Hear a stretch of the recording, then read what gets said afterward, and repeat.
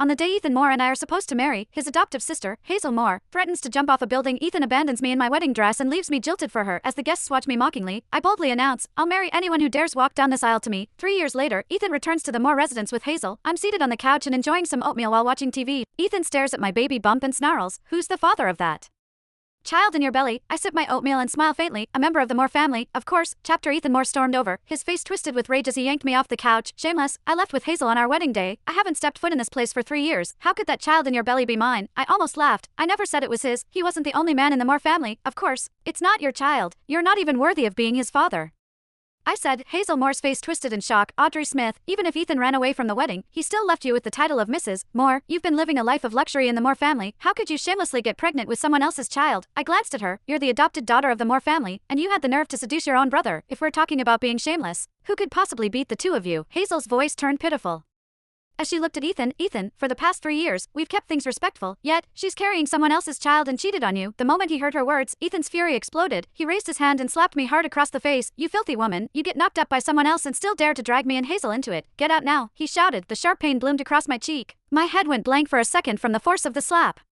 Ethan ran off with Hazel 3 years ago, leaving me alone to face all the whispers and laughter at our wedding. Driven by rage, I called for a groom on the spot. It was his uncle, Jeremiah Moore, who stepped up and married me that same day. In Beaverton City, Jeremiah was known as the Frost King. Everyone has treated me with the utmost respect ever since I married him. After I got pregnant, he spoiled me even more. He wouldn't let a strand of my hair be harmed. Blood would have been spilled if he had known what Ethan had just done. To avoid a full-blown family tragedy and for the sake of the child in my belly, I said coldly, "If you both leave now, I'll pretend this never happened." However, they didn't appreciate the offer. Hazel lunged forward and yanked my hair. "Ethan, this woman is scared. She wants us to leave now so she can use that child to take everything from the Moores." Ethan snapped. "So that's what this is about. Well, I'm not letting it happen." I twisted away from Hazel's grip and said coldly, "David disowned you the day you two ran off. You had nothing to do with this family from that moment on." Hazel let out a scoff. "That was just Grandpa venting. Ethan's the only grandson of the Moore family. Do you really think he's going to stay disowned forever?" Ethan's expression turned smug. "Grandpa already said everything belongs to me." I placed a hand over my belly, my voice icy. "Not anymore. This child is also a member of the Moore family." I thought I'd made myself perfectly clear. However, Ethan's eyes flared with rage as he stared at me. "So you're planning to pass that illegitimate child off as a Moore? I'll teach you a lesson now." His slap landed even harder this time. I clutched my belly as I collapsed to the floor. Upon seeing the twisted hatred on their faces, panic surged inside me. I couldn't let them hurt the baby. I said desperately, "He is not an illegitimate child. He is."